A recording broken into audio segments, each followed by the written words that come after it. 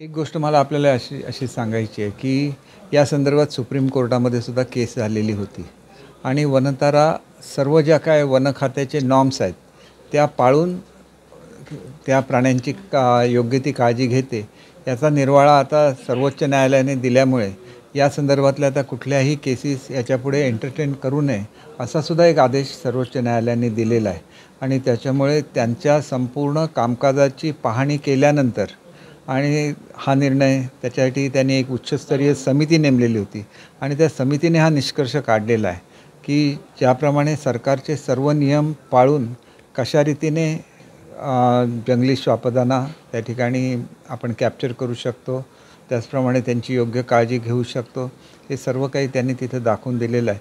त्याच्यामुळे हे जे हत्ती आहेत यांचंसुद्धा चांगल्या तऱ्हेने त्या ठिकाणी संगोपन केलं जाईल याची मला खात्री आहे। शेवटी वनप्राण्याची सुद्धा काळजी घ्यायला लागते, परंतु त्याच्याचबरोबर शेतकऱ्यांचं किती नुकसान व्हायला द्यावं यालासुद्धा एक मर्यादा आहे। त्याच्यामुळे लवकरात लवकर या जंगली जे हत्ती आहेत आपले त्यांनी ताब्यात घ्यावं असंच मला वाटतं। त्याच्यामुळे ही कारवाई सुरू असताना माहिती देण्यापेक्षा शेवटी everything is well that ends well, ज्याचा शेवट गोड होतो ते सर्व गोड असतं।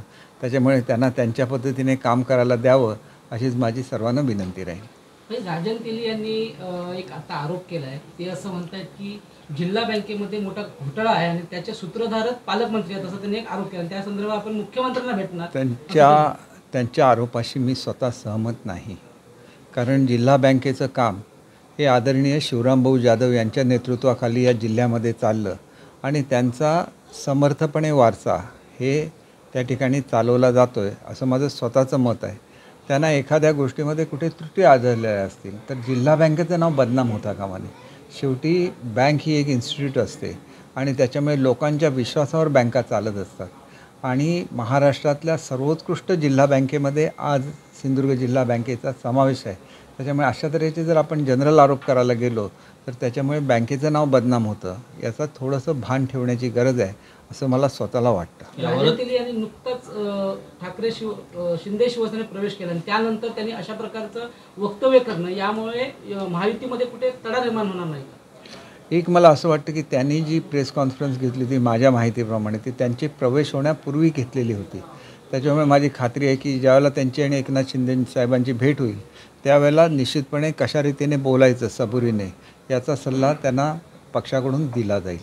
कारण कुठलाही विषय असेल तर तो विषय मांडण्याचे तो पब्लिकली मांडायचा नसतो, त्याच्यासाठी एक पद्धत आहे आणि हे करत असताना आपण महायुतीमध्ये आहोत याचंसुद्धा भान आपल्या सर्वांनाच ठेवलं पाहिजे असं मला वाटतं। यावर संजय राऊतांनी असं म्हटलं की राणेंकडे गेली अनेक वर्ष जिल्हा बँक आहे, त्यामुळे मुख्यमंत्र्यांनी या संदर्भात गुन्हा दाखल करून ईडीकडे चौकशीचे आदेश द्यावे।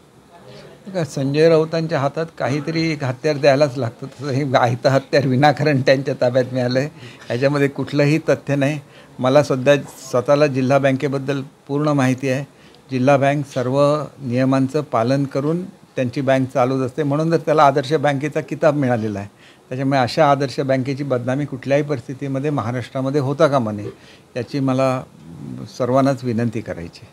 राजन तेलींनी यापूर्वी तुमच्या विरोधात निवडणूक लढवली होती आणि आता ते तुमच्यासोबत आलेत। राजन तेलींशी जुळून घेणार का? कारण यापूर्वी तुमच्यावर त्यांनी आरोप केले होते, राणेंवर पण आरोप केले होते। एक गोष्ट अशी आहे बघा, शेवटी किती खोटे आरोप केले तरी सत्य सत्य असतं, सत्याचा नेहमी विजय होतो।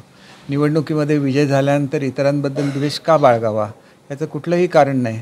त्याच्यामुळे मी स्वतः काही त्यांच्या पक्षप्रवेशालाही विरोध केलेला नाही आहे किंवा त्यांचं ज्यावेळेला एकनाथ शिंदेसाहेब निर्णय घेतात की प्रवेश करायचा म्हणून त्यावेळेला निश्चितपणे तो त्यांचा अधिकार आहे। माझं एवढंच म्हणणं होतं की ज्या भागातून खरं ते येतात, सावंतवाडी हा त्यांचा मुळात प्रदेशच नाही, त्या भागाचं नेतृत्व आज आदरणीय नेते निलेशजी राणेसाहेब करत आहेत, तर त्यांच्याशी चर्चा एकनाथ शिंदेसाहेबांनी केलेली आहे आणि ती चर्चा पुरेशी आहे असं माझं स्वतःचं मत आहे।